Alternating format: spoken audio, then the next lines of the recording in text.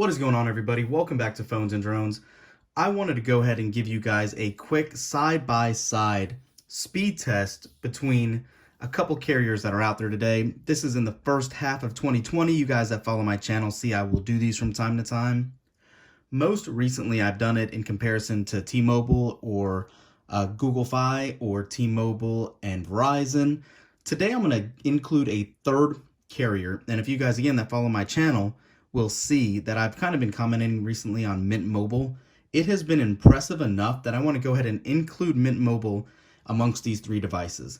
Now, before you guys jump in the comments and say, oh, they're not identical devices and all that, I understand they are all similar Samsung phones and have at least a Snapdragon 855 processor, an 855 Plus, or an 865. So yes, they will handle data a little differently. However, this will give you a pretty good variety of devices for these speed tests. Having said that, we're going to keep it very simple. I'm going to go ahead and launch speedtest.net's app on all three of these devices. Let me go ahead and get there. Actually, before I even do that, guys, let me go ahead and I'm going to clear out all my RAM. Make sure we're good to go there.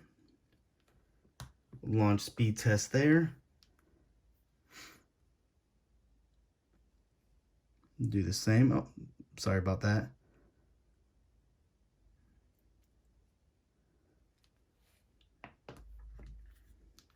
Now, again, for those of you that follow my channel, you'll see that I did inform you guys that Mint Mobile actually does use T-Mobile service. So as soon as this loads, you should see the same thing as you do on here, which is indeed the case. All right, so having said that, on the left-hand side here, we have true T-Mobile postpaid service. We have Google Fi, and we have Mint Mobile, which obviously, like I said, does go off of T-Mobile LTE as well. Let's go ahead and run this test a couple times and see what we get. All right, 1, 2, 3. While these run, I am using the Galaxy Fold, the Galaxy Z Flip, and the new S20 Ultra. So let's see what we get.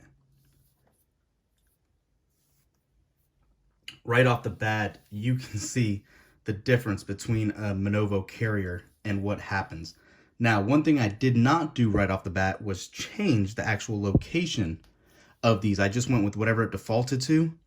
And you can see these both used Jacksonville as a location for T-Mobile, and this actually used Orlando. So that could have made a substantial difference. Let's go ahead and run this again and see if we get the same results when we do that, if we put them all on the same carrier location.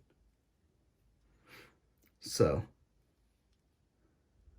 let's switch and go to Jacksonville, and Jacksonville. So let's run that one more time. 1, 2, 3.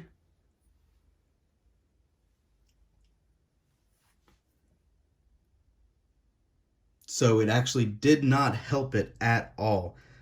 Strangely enough, it actually made it worse. I don't think I've ever seen that before, but it does go to show what you get with MNOVO carriers. Anytime it's a partner, they are not prioritized. Your data is not going to be definitely the highest out there. It should not make a difference technically, but definitely we're seeing it right here now twice that it does. You'll see that T-Mobile pulled in 14.8 down, 18.6 up. Google Fi pulled in 21.4 down and 18.2 up. And sadly, Mint Mobile only pulled in 8.7 down and 4.67 up. So a huge difference there. Let's run it one more time and then we'll load up a couple web pages and see what we get as well. 1, 2, 3.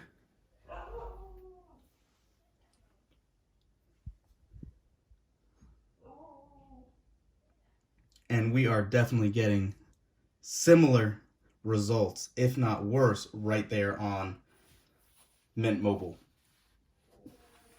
Having said this, I know we're bashing it for speed. We're still pulling in okay speeds. However, keep in mind that you are paying a fraction of the price for Mint than you would be these other two carriers. Even as good as Google Fi is, it definitely gets expensive with your data bucket usage.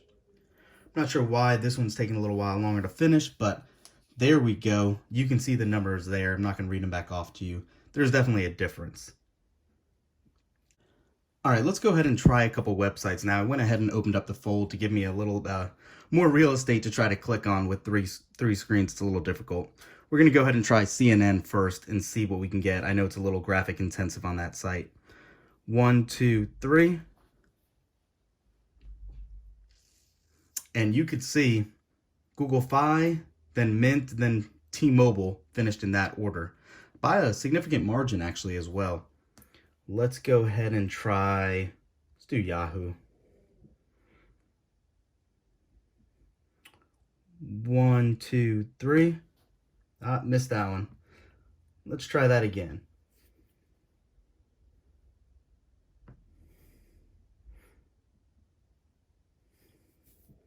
Go back to CNN and go back to Yahoo. All right. 1, 2, 3. And you can see that was all pretty close, definitely neck and neck. Let's go ahead and try one other site. Let's do NFL.com and see what pulls up. I missed that one. Do that one more time. Let's do Tesla actually. 1, 2, 3. So there we go. Again, you can see they're all comparable. For the price you pay between all of them, it's really hard to justify one over the other. The only main concern is the priority for phone calls and all that. But again, none of these are not going to allow you to make a call. Just another call out. So lastly, let's go ahead and jump to Facebook and launching this. 1, 2, 3. And you can see they all loaded up fairly equally as well. Let's check the scrolling. Yeah, they all loaded up pretty well. Let's check out Twitter. And that was definitely pulled up a lot simpler and quicker than the rest. Didn't even look like it loaded. Let's skip that and do it again.